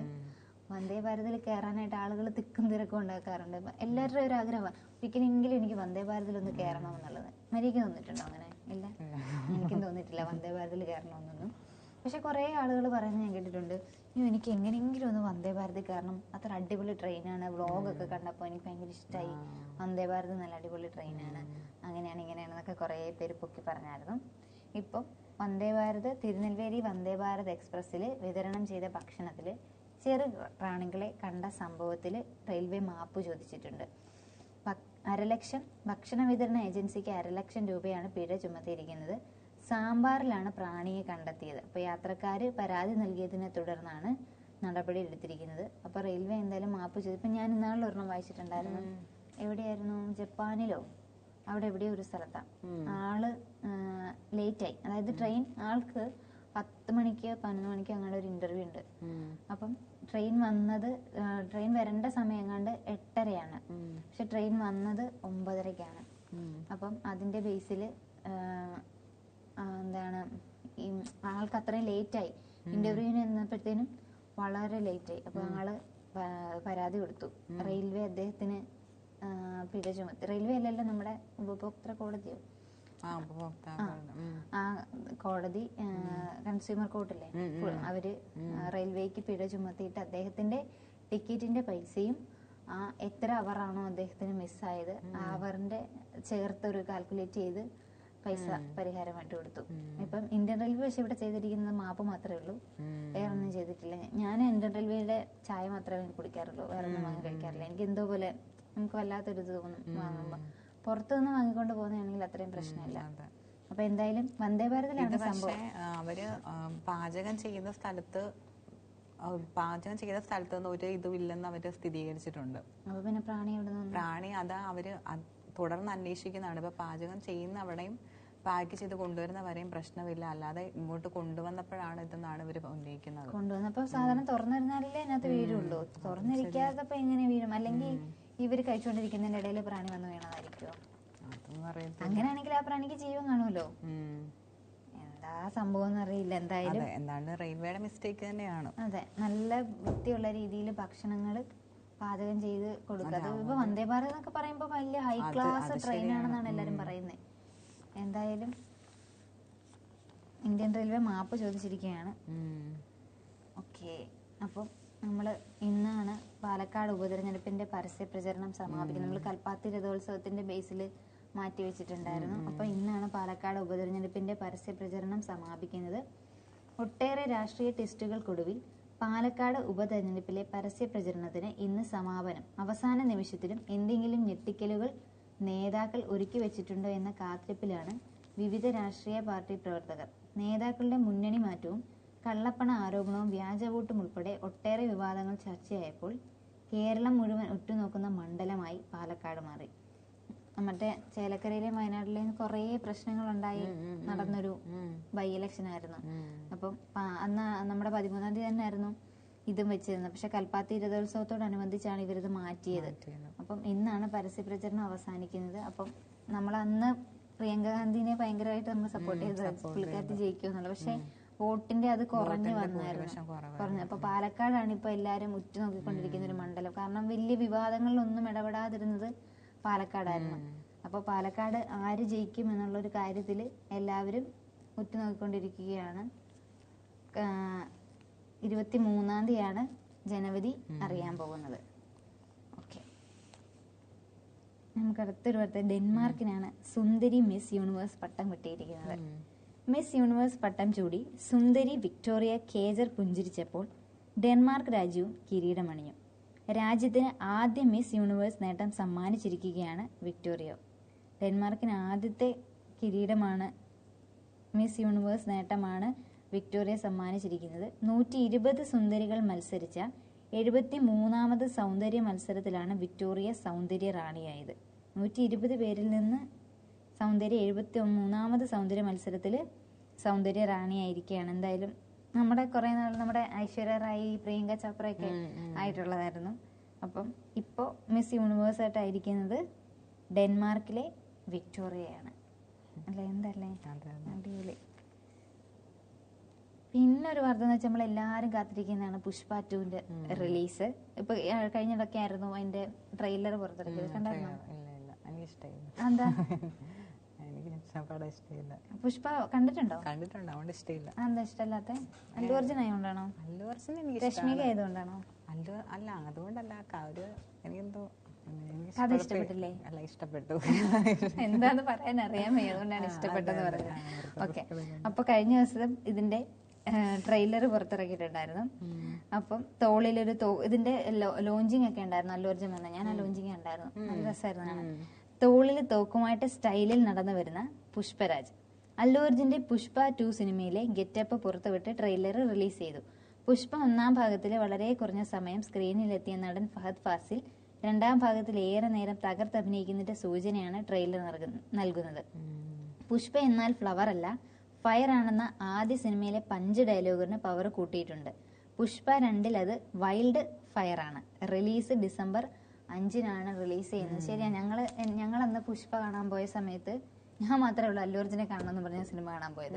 ബാക്കി എന്റെ കൂടെ വന്നവരെല്ലാം ഫഹദ് ഫാസിലിനെ കാണണമെന്ന് പറഞ്ഞാണ് ആ സിനിമ കാണാൻ പോയത്. അപ്പം ഫഹദ് ഫാസിലിനെ കാണിക്കുന്ന ആ സീൻ വന്നപ്പോഴത്തേന് എന്റെ പൊന്നെ, അല്ലു അർജുനെ കാണിക്കുന്നതിനേക്കാളും ഭയങ്കര ആരവമായിരുന്നു തിയേറ്ററിൽ. ഞങ്ങൾ PG ഫസ്റ്റ് ഇയർ പഠിക്കുമ്പോഴാണ് പുഷ്പ ഇറങ്ങുന്നത്. ഞങ്ങൾ ജസ്റ്റ് ഇങ്ങനെ സംസാരിച്ചിരിക്കുമ്പോൾ ഞാൻ പറഞ്ഞു, പുഷ്പ ഇറങ്ങില്ലേ, നമുക്കൊന്ന് പുഷ്പ പോയി കണ്ടാലോ എന്ന് ചോദിച്ചു. ഞങ്ങള് ഇവിടെ എങ്ങും അടുത്ത തിയേറ്റർ ഉണ്ട്, അടുത്ത തിയേറ്റർ ഒന്നും നോക്കാതെ ഞങ്ങൾ കുറേ ദൂരം പോയാണ് തിയേറ്ററിൽ കണ്ടത്. സൗണ്ടിന്റെ പ്രശ്നങ്ങൾ ഉള്ള തിയേറ്റർ ഉണ്ടല്ലോ, അപ്പൊ നമുക്ക് നല്ല സൗണ്ടിൽ കേൾക്കണം. കാരണം ഈ സിനിമ കാണണമെന്ന് പറയുമ്പോൾ അതുപോലെ, കാരണം കുറേ പേര് റിവ്യൂ പറഞ്ഞത് അങ്ങനെ ആയിരുന്നു, നിങ്ങൾ കാണുമ്പോൾ അങ്ങനെ പോയി കാണണമെന്ന്. അപ്പൊ ഞങ്ങൾ അങ്ങനെ പോയി കണ്ട്, പക്ഷെ കണ്ടിറങ്ങി വന്നപ്പം ഇഷ്ടപ്പെട്ടില്ല കേട്ടോ, അത് വേറെ കാര്യം. കാരണം എല്ലാം ഡയലോഗ്സ് അതിനകത്ത് പറയുന്നത്, രശ്മികയുടെ ഡയലോഗ്സ് ഒക്കെ കേൾക്കുമ്പോൾ നമുക്ക് ദേഷ്യം വരുമായിരുന്നു. അത് ഞാനാണെങ്കിൽ അല്ലു അർജുനെ കാണാമെന്നുള്ളതിൽ പോയി. ഇവരെല്ലാം ഫഹദ് ഫാസിലിന്റെ, എല്ലാരും പറയുന്നത് ഫഹദ് ഫാസിലിന്റെ അഴിഞ്ഞാട്ടമാണ് പുഷ്പ 2 അദ്ദേഹത്തിന്റെ അഴിഞ്ഞാട്ടമാണ് കാണാൻ പോകുന്നത് എന്നുള്ള സൂചനകളാണ് ഇപ്പൊ ഓർക്കുന്നത്. ഇപ്പൊ ട്രെയിലർ കണ്ടാലും നമുക്ക് അങ്ങനെ തന്നെ തോന്നും. കാരണം നമുക്ക് എന്താണ് ഒരു ക്യൂരിയോസിറ്റി തോന്നും. കാരണം ആ പുഷ്പയിൽ നിന്ന് കുറച്ച് ഡിഫറെന്റ് ആണ് ഇതിനകത്ത് കാണിച്ചിരിക്കുന്നത്. കാരണം എനിക്ക് കണ്ടിട്ട് അങ്ങനെയാണ് തോന്നുന്നത്. പിന്നെ ഫഹദ് ഫാസിലിനെ നന്നായിട്ട് കാണിച്ചിട്ടുണ്ട്. അപ്പം എന്തായാലും നല്ല പുഷ്പയെക്കാട്ടിലും നല്ലൊരു ഇതായിരിക്കും എന്ന് എനിക്ക് തോന്നുന്നു. ഫഹദ് ഫാസിലിന്റെ, കാരണം അല്ലു അർജുൻ തന്നെ പറഞ്ഞിട്ടുണ്ട് ഫഹദ് ഫാസിൽ നല്ല ഗ്രേറ്റ് ആക്ടർ ആണെന്ന്. അപ്പം ആ ഇത് നമ്മൾ ആവേശത്തിലും കണ്ടതാണ് അല്ലേ. അപ്പൊ അതേപോലത്തെ ഒരു ഇത് ഇതിനകത്തും കാണും എന്ന് നമുക്ക് പ്രതീക്ഷിക്കാം. ഓക്കെ, അടുത്ത വാർത്ത എന്താ? നമ്മൾ കുറച്ച് നാളായിട്ട് പിന്നെയും വന്നിരിക്കുകയാണ് കുറുവാ സംഘം. അപ്പം കുണ്ടന്നൂരിൽ പിടിയിലായത് കുറുവാ സംഘത്തിലെ മുഖ്യൻ. മണ്ണാഞ്ചേരിയിൽ മോഷണക്കേസിൽ എറണാകുളം കുണ്ടന്നൂരിൽ നിന്ന് സാഹസികമായി പിടികൂടിയ സന്തോഷ് സെൽവം കുറുവാ സംഘത്തിന്റെ മുഖ്യനാണെന്ന് ആലപ്പുഴ പോലീസ് പറഞ്ഞു. 25 വയസ്സേ ഉള്ളൂ. തമിഴ്നാട് കാമാശിപുരം സ്വദേശിയായ ഇയാൾ ഉൾപ്പെടുന്ന 14 പേരുടെ തിരുട്ട് സംഘമാണ് സംസ്ഥാനത്ത് മോഷണത്തിന് എത്തിയിരിക്കുന്നത്. ഇയാൾക്കൊപ്പം പിടിയിലായ സുഹൃത്ത് മണികണ്ഠൻ കള്ളനല്ലെന്ന് പോലീസ് പറഞ്ഞു. മോഷണങ്ങൾക്ക് പിന്നിലാണെന്ന് സംബന്ധിച്ച് സന്തോഷ് ഒപ്പമുണ്ടായിരുന്നവരെ കുറിച്ച് പറഞ്ഞിട്ടില്ല. തമിഴ്നാട്ടിലും കേരളത്തിലുമായി 30ഓളം മോഷണ കേസുകളിൽ ഇയാൾ പ്രതിയാണ്. ശനിയാഴ്ച രാത്രിയിൽ കുണ്ടന്നൂർ പാലത്തിന് താഴെ നിന്നാണ് പോലീസ് ഇയാളെ പിടികൂടിയത്. മണ്ണാഞ്ചേരിയിൽ നിന്ന് മോഷ്ടിച്ച സ്ഥലത്ത് ശനിയാഴ്ച രാത്രിയിൽ തന്നെ ഇയാൾ എത്തിച്ചിരുന്നു. തുടർന്ന് മോഷണ സമയത്ത് ഉപയോഗിച്ച അതേ വസ്ത്രം ധരിപ്പിച്ച് പോലീസ് CCTV ദൃശ്യങ്ങൾ ശേഖരിച്ചു. മോഷണത്തിന് ശേഷം കിട്ടിയ CCTV ദൃശ്യങ്ങളുമായി ഒത്തുനോക്കി. ഈ ദൃശ്യങ്ങളിലുള്ളത് ഒരു വ്യക്തി തന്നെയാണെന്ന് പിന്നീട് പോലീസ് കണ്ടെത്തി. പ്രതിയുടെ നെഞ്ചിൽ പച്ച കുത്തിയിട്ടുണ്ട്. ഇതും ചിത്രങ്ങളിലെ വ്യക്തമായതോടെ സന്തോഷ് തന്നെയാണ് കള്ളനെന്ന് സ്ഥിരീകരിച്ചു. അപ്പൊ പച്ച കുത്തിയതിലൂടെയാണ് അവര് കണ്ടെത്തിയത്. 14 പേരുടെ സംഘമാണ് കവർച്ചയ്ക്ക്. പകല് കുട്ടവഞ്ചിയിലെ മീൻപിടുത്തം, രാത്രിയിൽ അതാകുമ്പോ ആരും സംശയിക്കില്ലല്ലോ. കുട്ടവഞ്ചിയിലൊക്കെ മീൻ പിടിക്കുമ്പം നമ്മള് ഉപജീവന മാർഗമാണല്ലോ എന്ന് നമ്മൾ കരുതും. പക്ഷെ രാത്രിയിൽ അവരുടെ മെയിൻ പരിപാടി എന്ന് വെച്ചാൽ ഇതാണ്, മോഷണം നടത്തുക. നമ്മുടെ കേരളത്തിൽ മാത്രമല്ല തമിഴ്നാട്ടിലും ഇത് തന്നെയാണ് ഇവരുടെ പരിപാടി. എന്തായാലും ഈ കുറുവാ സംഘത്തെ ഇങ്ങനെ ഉപദ്രവിക്കും അങ്ങനെയുള്ള രീതിയിലൊക്കെ വാർത്തകളും ഒരിടയ്ക്ക് കേട്ടിട്ടുണ്ടായിരുന്നു. അവർ നമ്മളെ ഉപദ്രവിക്കും എന്നുള്ള രീതിയിൽ. അപ്പൊ സന്തോഷം തന്നെയാണ് ചെയ്തിരിക്കുന്നതെന്ന് ആള് പറഞ്ഞിട്ടുണ്ട്. പക്ഷെ കൂടുതലുള്ള ആൾക്കാരെ ആള് വെളിപ്പെടുത്തിയിട്ടില്ല. നമ്മള് സിനിമയിലൊക്കെ കണ്ടിട്ടില്ലേ, എന്നെ കൊന്നാലും ഞാൻ വെളിപ്പെടുത്തൂല എന്നൊക്കെ പറയുന്നത്. അതുപോലെ തന്നെ സന്തോഷം എന്തായാലും പറഞ്ഞിട്ടില്ല. അടുത്തൊരു വാർത്ത എന്ന് വെച്ചാൽ നമ്മുടെ ഇന്ത്യയിൽ മിസൈൽ പരീക്ഷണം വിജയം കൈവരിച്ചിരിക്കുകയാണ്. ഹൈപ്പർസോണിക് നിരയിലെ ഇന്ത്യ. ശബ്ദത്തിന്റെ 5 ഇരട്ടി വേഗത്തിൽ സഞ്ചരിക്കുന്ന മിസൈൽ സ്വന്തം. ശബ്ദത്തിന്റെ 5 ഇരട്ടി വേഗത്തിൽ സഞ്ചരിക്കുന്ന ഹൈപ്പർസോണിക് മിസൈൽ വിജയകരമായി പരീക്ഷിച്ച ഇന്ത്യ ഈ നേട്ടം കൈവരിക്കുന്ന ലോകത്തെ 4ാമത്തെ രാജ്യമായി. അപ്പം US, റഷ്യ, ചൈന എന്നിവയാണ് ഉണ്ടായിരുന്നത്. ആ കൂട്ടത്തിൽ ഇന്ത്യ കൂടി ഉൾപ്പെട്ടിരിക്കുകയാണ് ഹൈപ്പർസോണിക് മിസൈൽ വിജയകരമായി പരീക്ഷിച്ച രാജ്യങ്ങളുടെ കൂട്ടത്തിൽ. പ്രതിരോധ ഗവേഷണ സ്ഥാപനമായ DRDOയുടെ മേൽനോട്ടത്തിൽ പൂർണ്ണമായും തദ്ദേശീയമായാണ് മിസൈൽ വികസിപ്പിച്ചത്. ഒഡീഷ തീരത്തുള്ള ഡോക്ടർ APJ അബ്ദുൽ കലാം ദ്വീപിലെ ഇന്റഗ്രേറ്റഡ് ടെസ്റ്റ് റേഞ്ചിൽ നിന്ന് ശനിയാഴ്ച വൈകിട്ട് 6:55 മിസൈൽ വിക്ഷേപിച്ചത്. ഹൈപ്പർസോണിക് വേഗത്തിൽ 1400 കിലോമീറ്റർ ദൂരം സഞ്ചരിച്ച മിസൈൽ കൃത്യമായി ലക്ഷ്യസ്ഥാനത്ത് എത്തിയെന്നും വ്യക്തമായ ആഘാതം സൃഷ്ടിച്ചെന്നും പ്രതിരോധ മന്ത്രി രാജ്നാഥ് സിംഗ് അറിയിച്ചു. അപ്പം 1004 കിലോമീറ്റർ ദൂരം സഞ്ചരിച്ച മിസൈൽ കൃത്യസ്ഥാനത്ത് എത്തിയിട്ടുണ്ടെന്നാണ് പറയുന്നത്. മണിക്കൂറിൽ 6200 കിലോമീറ്റർ വേഗത്തിൽ സഞ്ചരിക്കും. ബാലിസ്റ്റിക് മിസൈലുകളേക്കാൾ വേഗം താരതമ്യേന കുറവാണെങ്കിലും പ്രതിരോധ സംവിധാനങ്ങളെ കബളിപ്പിക്കാനാകുമെന്നതാണ് ഹൈപ്പർസോണിക് ക്രൂസ് മിസൈലുകളുടെ പ്രത്യേകത. അപ്പം നമ്മുടെ ഹൈപ്പർസോണിക് നിരയിലെ ഇന്ത്യ 4 രാജ്യങ്ങളുടെ കൂട്ടത്തിൽ ഇന്ത്യയും വന്നിരിക്കുകയാണ്. അപ്പോൾ അതൊരു നമുക്ക് ഒരു പ്രൗഡ് മൊമെന്റ് തന്നെയാണ് പറയുന്നത്. കാരണം ആകെ 3 രാജ്യങ്ങളെ ഉണ്ടായിരുന്നുള്ളൂ. ആ 3 രാജ്യങ്ങളുടെ കൂട്ടത്തിൽ ഇപ്പം നമ്മുടെ രാജ്യമായ ഇന്ത്യയും വന്നിരിക്കുകയാണ്. ഓക്കെ, പിന്നെ അടുത്ത വാർത്ത. പിന്നെ നമ്മുടെ ശബരിമലയിലെ ഇപ്പം മണ്ഡലകാലം ആരംഭിച്ചായിരുന്നു. അപ്പം ശബരിമലയിൽ ഇപ്പം പ്രായമായവർക്കും കുട്ടികൾക്കും ക്യൂ ഏർപ്പെടുത്തിയിട്ടുണ്ട്. 18ാം പടി കയറാൻ കുട്ടികൾക്കും പ്രായമേറിയവർക്കും പ്രത്യേക ക്യൂ ആണ് നൽകിയിരിക്കുന്നത്. വലിയ നടപ്പന്തലിലെ ഒരു വരി കുട്ടികൾ, പ്രായമേറിയവർ, മാളികപ്പുറങ്ങൾ, അംഗപരിമിതർ എന്നിവർക്കായി ഒഴിച്ചിട്ടിട്ടുണ്ട്. 18ാം പടി കയറിയ ശേഷം മേൽപ്പാലം വഴി പോകാതെ ഇവരെ നേരിട്ട് ദർശനത്തിന് കടത്തിവിടും. അത് നല്ല കാര്യമല്ലേ? കാരണം നമ്മളിങ്ങനെ തിരക്ക് വരുമ്പം പിള്ളേരുടെ കൈ ചിലപ്പോൾ വിട്ടുപോയാലോ അല്ലെങ്കിൽ പടി ചവിട്ടുന്ന സമയത്ത് എണ്ണയൊക്കെ ഉള്ളതല്ലേ. അപ്പം ഇതൊക്കെ നല്ല കാര്യം തന്നെ. പമ്പയിൽ നിന്ന് മടക്കയാത്രയ്ക്കായി ഓൺലൈൻ ടിക്കറ്റ് റിസർവ് ചെയ്ത യാത്രക്കാർ സന്നിധാനത്ത് തിരക്ക് കാരണം വൈകിയാലും ആശങ്ക വേണ്ടെന്ന് KSRTC അറിയിച്ചിട്ടുണ്ട്. ടിക്കറ്റുകൾക്ക് 24 മണിക്കൂർ സാധ്യതയുള്ളതിനാൽ അടുത്ത ബസ്സിൽ യാത്ര ചെയ്യാം. അപ്പം നമ്മുടെ ടിക്കറ്റ് 24 മണിക്കൂറിന് സാധ്യതയുള്ളതിനാൽ നമുക്ക് വേറൊരു ബസ്സിലായാലും യാത്ര ചെയ്യാനായിട്ട് സാധിക്കും. പിന്നെ സന്നിധാനത്ത് തിരക്ക് കൂടിയാൽ 15 ഇടത്താവളങ്ങളിലാകും തീർത്ഥാടകരെ തടഞ്ഞു നിർത്തുക. അപ്പോൾ എന്തായാലും സന്നിധാനത്ത് പ്രായമേറർക്കും കുട്ടികൾക്കും പ്രത്യേകം ക്യൂ ഏർപ്പെടുത്തിയിട്ടുണ്ട്. പിന്നെ നമ്മൾ കുറേ നാളുകൊണ്ട് പറഞ്ഞായിരുന്നു, കഴിഞ്ഞ ഇടയ്ക്ക് നമ്മൾ റിപ്പോർട്ട് ചെയ്തായിരുന്നു നമ്മുടെ വയനാടിനെ ദേശീയ ദുരന്തമായിട്ട് പ്രഖ്യാപിക്കില്ല എന്നുള്ള കാര്യം അല്ലേ. അപ്പം ഇപ്പം ലെവൽ 3യിലേക്ക് നേടാൻ, അതായത് വയനാട്, മുണ്ടക്കൈ, ചൂരൽമല ഉരുൾപൊട്ടൽ ലെവൽ 3യിലേക്ക് നേടാനായിട്ട് ശ്രമം തുടരുമെന്നാണ് പറയുന്നത്. അംഗീകരിച്ചാൽ ദേശീയ രാജ്യാന്തര സഹായം സ്വീകരിക്കുമെന്ന് പറയുന്നുണ്ട്. ഇപ്പം മുഖ്യമന്ത്രിയുടെ ദുരിതാശ്വാസ നിധിയിൽ ആകെ നമുക്കന്ന് ലഭിച്ചിരുന്നത് 542.89 കോടി രൂപയായിരുന്നു. കാരണം നമ്മൾ കുറേ ആൾക്കാർ നമുക്ക് സഹായമായിട്ട് തന്നത്. അപ്പം നമ്മൾ കഴിഞ്ഞിടത്തും പറഞ്ഞിട്ടുണ്ടായിരുന്നു നമുക്ക് സഹായം ഉണ്ടെങ്കിലേ നമുക്ക് വയനാടിനെ പുനരുജ്ജീവിക്കാൻ പറ്റുകയുള്ളൂ എന്നുള്ള കാര്യം. അപ്പം വീണ്ടും നമ്മൾ ലെവൽ 3 നേടാനായിട്ട് ശ്രമം തുടരുമെന്നാണ് സർക്കാർ പറയുന്നത്. കേന്ദ്ര സർക്കാരിന് മേലെ സമ്മർദ്ദം ചെലുത്തുമെന്നാണ് പറയുന്നത് ലെവൽ 3യിൽ ഉൾപ്പെടുത്താനായിട്ട്. ദുരന്തം വിലയിരുത്താനെത്തിയ ഇന്റർ മിനിസ്റ്റീരിയൽ സെൻട്രൽ ടീം സംസ്ഥാനത്തിന്റെ നിവേദനം പരിശോധിക്കുന്ന സാഹചര്യത്തിലാണ് ഇത് പറഞ്ഞിരിക്കുന്നത്. സഹായ ലഭ്യതയ്ക്കായി സുപ്രീം കോടതിയെ സമീപിക്കേണ്ടതുണ്ടെന്നും കേരളം തീരുമാനിച്ചിട്ടുണ്ട്.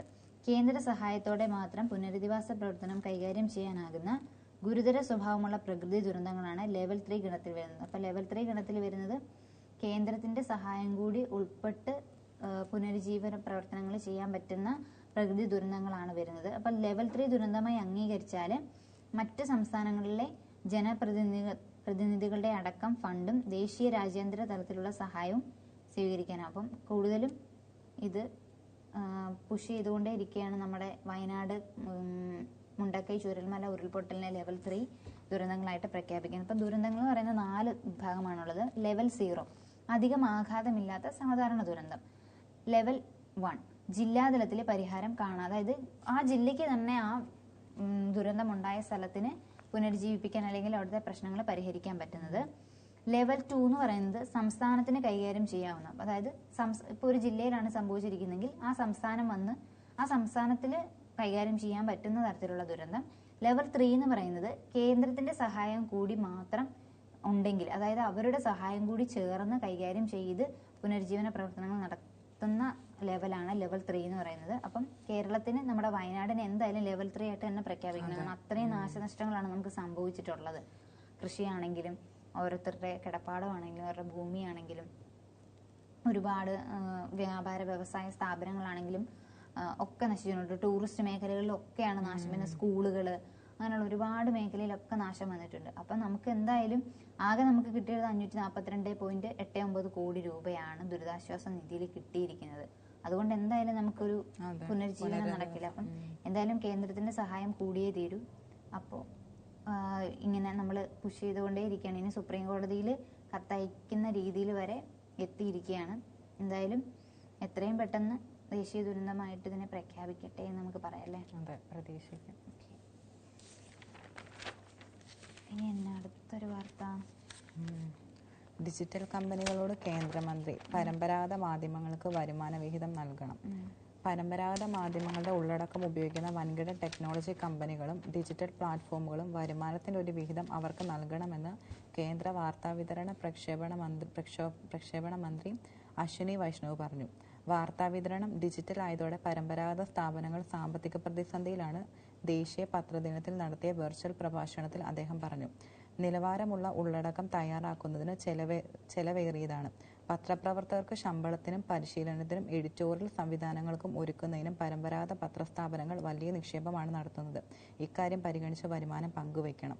സ്വാതന്ത്ര്യ സമരത്തിലും അടിയന്തരാവസ്ഥക്കാലത്തും പരമ്പരാഗത മാധ്യമങ്ങൾ നിർണായക ഇടപെടലുകളാണ് നടത്തിയത്.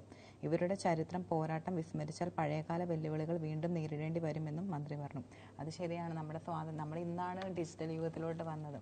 അപ്പോൾ അതിനു മുമ്പ് പരമ്പരാഗത മാധ്യമങ്ങൾ മാത്രമായിരുന്നു നമുക്ക് അറിയാനുള്ള ആകെ ഒരു ഉറവിടം എന്ന് പറയുന്നത്. അപ്പം അവരുടെ ഇപ്പം നമ്മൾ ഇപ്പം ഇൻ്റർനെറ്റിലാണെങ്കിൽ ഏതാണ് ഫേക്ക് ന്യൂസ്, റിയൽ ന്യൂസ് എന്ന് നമുക്കറിയില്ല. അപ്പോൾ പത്രങ്ങൾ എന്ന് പറഞ്ഞാൽ എല്ലാം വെരിഫൈ ചെയ്തിട്ട് എല്ലാം കറക്റ്റായിട്ട് മാത്രമേ അവർ ന്യൂസ് കൊടുക്കത്തുള്ളൂ. അപ്പോൾ അതിന് വളരെയധികം ചിലവേറിയതാണെന്നും മന്ത്രി പറയുന്നുണ്ട്. അപ്പോൾ അതെന്താണ്, പരമ്പരാഗത മാധ്യമങ്ങൾക്ക് വരുമാന വിഹിതം നൽകണം. അതെന്താണല്ലോ നല്ലൊരു ആവശ്യമാണ്, അല്ലേ? പക്ഷെ ഇപ്പം പരമ്പരാഗത മാധ്യമം, അതായത് പത്രത്തിനോടൊക്കെയുള്ള താല്പര്യം കുറഞ്ഞു. പക്ഷേ നമ്മൾ ഡിജിറ്റൽ യുഗത്തിൽ നോക്കുമ്പോൾ പത്രങ്ങളാണ് റിയൽ ആയിട്ടുള്ള ന്യൂസ് കൊടുക്കുന്നത്. അവരെല്ലാം വെരിഫൈ ചെയ്തിട്ട് മാത്രമേ കൊടുക്കത്തുള്ളൂ. പക്ഷേ ഇന്റർനെറ്റ് നോക്കി നമ്മൾ ഏതാണ് ഫേക്ക്, ഫുൾ ഫേക്കാന്നല്ല, ഫേക്കും ഉണ്ട് റിയലും ആയിട്ടുള്ള ന്യൂസ് ഉണ്ട്. ഐശ്വര്യ റായും അഭിഷേക് ബച്ചനും ഡിവോഴ്സ് ആണെന്ന് പറഞ്ഞു അങ്ങനെ കുറെ പലരും മരിച്ചെന്ന് പറഞ്ഞു വരുന്നുണ്ട്. അങ്ങനെ പല ഫേക്ക് ആയിട്ടുള്ള ന്യൂസും വരുന്നുണ്ട്. നോക്കാം എന്തായാലും. പിന്നെ നമ്മളൊരു വിചിത്രമായിട്ടൊരു വാർത്തയാണ്. ശവപ്പെട്ടിയിൽ കിടന്ന ജീവിതം ചിന്തിക്കാമെന്ന് പറഞ്ഞ്. ജീവിച്ചിരിക്കുന്നവർക്ക് വേണ്ടിയുള്ളതാണ്. സാധാരണ മരിച്ചവർക്കാണ് ശവപ്പെട്ടി. പക്ഷെ ജപ്പാനിൽ ജീവനോടിരിക്കുന്നവർക്കാണ് ശവപ്പെട്ടി. ജീവിച്ചിരിക്കുന്നവർക്ക് വേണ്ടിയുള്ളതാണ് ജപ്പാനിലെ ഈ ശവപ്പെട്ടികൾ. ഇവയ്ക്കുള്ളിൽ സ്വസ്ഥമായി കിടന്ന് ജീവിതത്തെ പറ്റി ചിന്തിക്കാം. പങ്കാളിക്കൊപ്പം കിടന്ന് ചിത്രങ്ങൾ എടുക്കാം. വേണമെങ്കിൽ പെട്ടിയുടെ മൂടിയടിച്ച് മരണത്തെ അല്പമൊന്ന് അടുത്തറിയാം. ജപ്പാനിലെ ചിബ പ്രവിശ്യയിലെ 120 വർഷം പഴക്കമുള്ള കജിയ ഹണ്ടൻ ഫ്യൂണറൽ ഹോമാണ് ശവപ്പെട്ടി കഫേയുമായി എത്തിയിരിക്കുന്നത്. ഇതിനായി പ്രത്യേകം രൂപകൽപ്പന ചെയ്ത 3 ശവപ്പെട്ടികളാണുള്ളത്. ഈ കഫേയുടെ പ്രത്യേകത, ഏകദേശം 1182 രൂപ കൊടുത്താൽ ഇവയ്ക്കുള്ളിൽ സമയം ചെലവഴിക്കാം. ജീവിതത്തെക്കുറിച്ചും മരണത്തെക്കുറിച്ചും മനസ്സിരുത്തി ചിന്തിക്കാൻ ശവപ്പെട്ടി പോലെ നല്ലൊരു സ്ഥലമില്ലെന്ന് കഫേ നടത്തിപ്പുകാർ പറയുന്നു. എന്തായാലും ഒരു വിചിത്രമായിട്ടുള്ളൊരു സംഭവം തന്നെ. അതായത് സാധാരണ നമ്മൾ മരിക്കുമ്പോഴാണ് ശവപ്പെട്ടിക്കകത്ത് പോകുന്നത്, അല്ലെങ്കിൽ സിനിമക്കാര് ഷൂട്ട് ചെയ്യുമ്പോഴായിരിക്കും. പക്ഷെ ഇവിടെ എന്ന് വെച്ചാൽ ജീവിതത്തെ, അതായത് മരണത്തെ അറിയണമെന്നുണ്ടെങ്കിൽ, അല്ലെങ്കിൽ ജീവിതത്തെ പറ്റി ചിന്തിക്കണം എന്നുണ്ടെങ്കിൽ നമുക്ക് ശവപ്പെട്ടിക്കകത്ത് പോയി കിടക്കാം. അതായത് ഒരു 1182 രൂപ കൊടുത്താൽ ഇതിനകത്ത് നമുക്ക് സമയം ചെലവഴിക്കാം. അത് നമുക്ക് ഒറ്റയ്ക്കല്ല, നമ്മുടെ പാർട്ട്ണറുടെ കൂടെയും പോയി നമുക്ക് ചെലവഴിക്കാം. പാർട്ട്ണറുടെ കൂടെ ഫോട്ടോ എടുക്കാം, പാർട്ട്ണറുടെ കൂടെ കിടന്ന് നമുക്ക് ജീവിതം എങ്ങനെ മുന്നോട്ട് കൊണ്ടുപോകണം എന്നുള്ള കാര്യങ്ങളൊക്കെ ചിന്തിക്കാം. അപ്പം ഒരു ഫ്യൂണറൽ ഹോമുകളാണ്. മരണവുമായി ബന്ധപ്പെട്ട സേവനങ്ങളെല്ലാം ഓരോ കുടക്കീഴിൽ ലഭ്യമാകുന്ന സ്ഥാപനങ്ങളാണ് ഫ്യൂണറൽ ഹോമുകൾ. ചില രാജ്യങ്ങളിൽ ശവസംസ്കാര ചടങ്ങുകളുടെ നടത്തിപ്പ് ചുമതല ഇവയ്ക്കാണ്. അപ്പം എന്തായാലും ആർക്കെങ്കിലും താല്പര്യം ഉണ്ടെങ്കിൽ നേരെ ജപ്പാനിലോട്ട് വിട്ടോളൂ. നിങ്ങളുടെ പാർട്ട്ണറെയും കൂട്ടി നിങ്ങൾക്ക് ജീവിതം അവിടെ പോയിരുന്ന് ചിന്തിക്കാവുന്നതാണ്. 120 വർഷം പഴക്കമുള്ള കജിയ ഹണ്ടൻ ഫ്യൂണറൽ ഹോമിലാണ് ഈ ഒരു സംഭവം അവർ ഏർപ്പെടുത്തിയിരിക്കുന്നത്. എന്തായാലും ഒരു വെറൈറ്റി സംഭവം തന്നെ കേട്ടോ. നിങ്ങൾക്ക് മരിക്കണമെന്നുണ്ടെങ്കിൽ, ഇപ്പൊ മരിക്കണമെന്ന് അത്ര തീവ്രമായിട്ട് ആഗ്രഹിക്കുന്ന ആൾക്കാരാണെങ്കിൽ ഇതിൽ പോയിട്ട് ഇതിന്റെ ഡോർ അടച്ചിട്ടൊന്ന് കിടന്നു നോക്കുക, എങ്ങനെയുണ്ട് അനുഭവം എന്നപ്പോൾ അറിയാൻ പറ്റും. പിന്നെ നമ്മുടെ പാർട്ട്ണറിനെ കൊണ്ടുപോകണമെങ്കിൽ പാർട്ട്ണറിനെയും കൊണ്ടുപോകും. അപ്പൊ ചിലരും ചിന്തിക്കും, ദൈവമേ അവളെ അവിടെയും കൊണ്ടുപോകേണ്ടി വരുമല്ലോ, മനസ്സമാധാനം ഇല്ലല്ലോ. ഓക്കെ, എന്തായാലും നല്ലൊരു കാര്യം തന്നെയാണ്. പിന്നെ നമ്മളൊരു വാർത്ത എന്ന് വെച്ചാല് ടൈറ്റാനിക് കണ്ടാണോ? ടൈറ്റാനിക് കണ്ടല്ലേ? ആ ടൈറ്റാനിക്കില് ഒരു വാച്ച് യൂസ് ചെയ്തിട്ടുണ്ട്.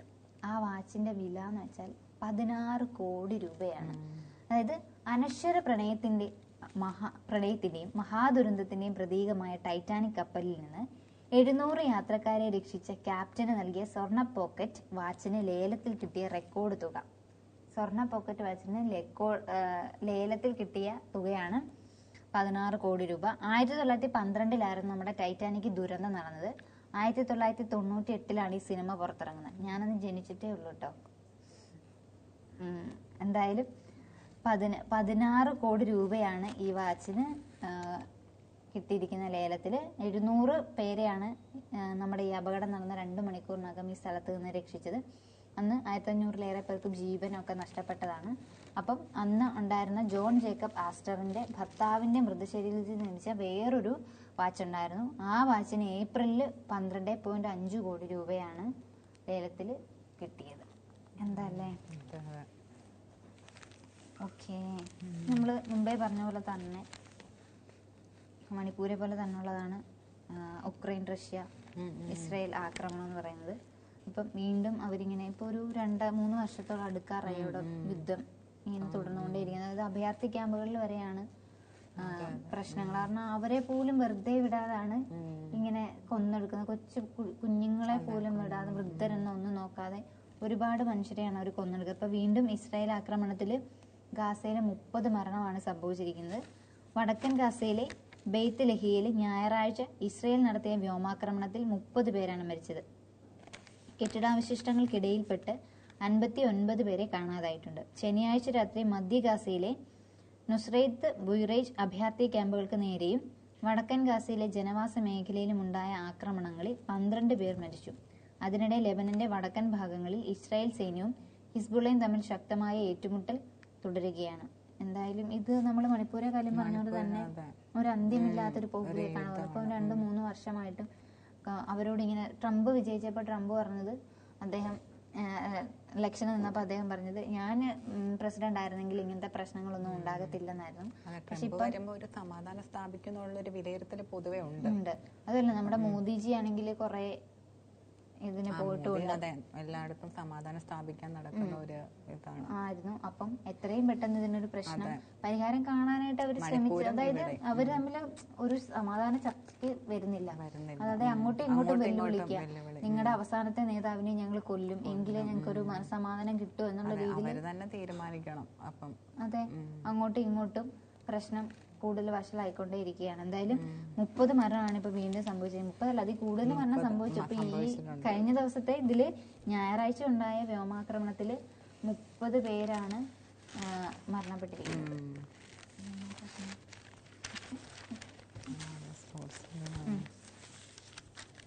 ഓക്കെ, അടുത്ത നമുക്കിനി സ്പോർട്സ് പേജിലേക്ക് പോയാലോ? കിട്ടിയല്ലേ, റൊണാൾഡോയെ കിട്ടിയതിന്റെ സന്തോഷമാണ് മരിയയ്ക്ക്. എന്താ റൊണാൾഡോയെ കുറിച്ച് പറയുന്നത്? ഫുട്ബോളിൽ നിന്ന് 1-2 കൊല്ലത്തിനകം താൻ വിരമിക്കുമെന്ന സൂചന നൽകി ഇതാണ് നല്ല സന്തോഷം എന്ന് പറഞ്ഞത്. വിരമിക്കുന്ന സൂപ്പർ താരം ക്രിസ്ത്യാനോ റൊണാൾഡോ കഴിഞ്ഞ ദിവസം യുവേഫ നേഷൻസ് ലീഗ് മത്സരത്തിൽ 5-1 പോളണ്ടിനെ തോൽപ്പിച്ച ശേഷം മാധ്യമങ്ങളോട് സംസാരിക്കവെയാണ് ക്രിസ്ത്യാനോ ഇക്കാര്യം പറഞ്ഞത്. മത്സരത്തിൽ ക്രിസ്ത്യാനോ 2 ഗോളുകൾ നേടിയിരുന്നു. എനിക്ക് 40 വയസ്സ് തികയാൻ പോകുന്നു. ഇപ്പോൾ കളി ആസ്വദിക്കുന്നുണ്ട്. ഇനിയും കളിക്കണമെന്ന ആത്മപ്രചോദനമുണ്ട്. എപ്പോൾ എനിക്ക് കളിക്കാനുള്ള പ്രചോദനം നഷ്ടപ്പെടുന്നു അപ്പോൾ നിർത്തുമെന്നാണ് എൻ്റെ തീരുമാനം. 1-2 വർഷത്തിനുള്ളിൽ ഉണ്ടാകുമെന്നായിരുന്നു ക്രിസ്ത്യാനോയുടെ വാക്കുകൾ. പക്ഷെ അത് ഭയങ്കര റൊണാൾഡോ കളി നിർത്തത്തില്ലെന്നായിരുന്നു എല്ലാവരും പ്രതീക്ഷിച്ചുകൊണ്ടിരുന്നത്. റൊണാൾഡോ കളി നിർത്താൻ പോവാണോ? 1-2 വർഷത്തിനുള്ളിൽ നിർത്തുമെന്നാണ്. പക്ഷെ കഴിഞ്ഞ പ്രാവശ്യം ഗോൾ അടിച്ചപ്പം ആ പണ്ട് പോർച്ചുഗലിൽ കളിച്ച പോലെ തന്നെ അത്രയും യങ് ആയിട്ട് തന്നെയാണ് റൊണാൾഡോ കളിച്ചത്. ആ ഗോള് കണ്ടിട്ട് എല്ലാവരും ശരിക്കും സത്യമായിട്ട് എല്ലാവരും അത്ഭുതപ്പെട്ടു. എന്താ അതുപോലെ എങ്ങായിട്ടായിരുന്നു റൊണാൾഡോ ആയിരുന്നു. അപ്പൊ കളി നിർത്തുമെന്ന് ഒട്ടും പ്രതീക്ഷിച്ചില്ല. നോക്കാം എനിക്ക് ഭയങ്കര വിഷമാണെന്ന് തോന്നുന്നു. അതെ അതെ, സാറെല്ലാം വരിക പോട്ടെ. അടുത്ത വെച്ചാൽ 4ാം T20 വിൻഡീസ് വിജയം. ഗ്രോ എലൈറ്റ് ഇംഗ്ലണ്ടിനെതിരായ 5 മത്സര പരമ്പരയിലെ ആദ്യ 3 കളികളിലും തോറ്റിരുന്ന വെസ്റ്റ് ഇൻഡീസ് 4ാം T20 5 വിക്കറ്റ് വിജയം നേടി. ഡാരൻ സമി നാഷണൽ സ്റ്റേഡിയത്തിൽ നടന്ന മത്സരത്തിൽ ആദ്യം ബാറ്റ് ചെയ്ത് ഇംഗ്ലണ്ട് ഉയർത്തിയ 218 എന്ന സ്കോർ 5 വിക്കറ്റുകളും 6 പന്തുകളും ബാക്കി നിൽക്കി ആതിഥേയർ മറികടക്കുകയായിരുന്നു. Phil Salt, Jacob Bethell, Jos Buttler, Will Jacks, Sam Curran എന്നിവരുടെ പ്രയത്നത്തിലൂടെയാണ് ഇംഗ്ലണ്ട് 218-ലെത്തിയത്. മറുപടിക്കിറങ്ങിയ വിൻഡീസിന് വേണ്ടി എവിൻ ലെവിസ് പന്തുകളിൽ 68 റൺസ്, ഷായ് ഹോപ്പ്, നായകൻ റോബ്മാൻ, ഷെയ്ൻ റൂദർഫോർഡ് എന്നിവരാണ് വിജയം നേടിയത്. അപ്പോൾ 4ാം T20 വിൻഡീസിനാണ് വിജയം കൈവരിച്ചിരിക്കുന്നത് അല്ലേ? ഓക്കെ, അത്രയൊക്കെ ഉള്ളൂ. ഓക്കെ, അപ്പൊ നമുക്ക് എന്താ ഇന്നത്തെ പത്രവാർത്താസ് വൈൻഡപ്പ് ചെയ്യും. ഓക്കെ, അപ്പോൾ തൽക്കാലം ഞങ്ങളുടെ പത്രവാർത്താസ് വൈൻഡപ്പ് ചെയ്യുകയാണ്. അപ്പം അത്യാവശ്യം എല്ലാ വാർത്തകളും ഞങ്ങൾ കവർ ചെയ്തിട്ടുണ്ട്. അപ്പൊ നാളെ ഞങ്ങൾ വീണ്ടും വരുന്നതായിരിക്കും. അപ്പോൾ ഒരു ശുഭദിനം ആശംസിച്ചുകൊണ്ട് ഞങ്ങൾ ടാറ്റാ ബൈ ബൈ പറയുകയാണ്. നാളെ കാണാം. ബൈ.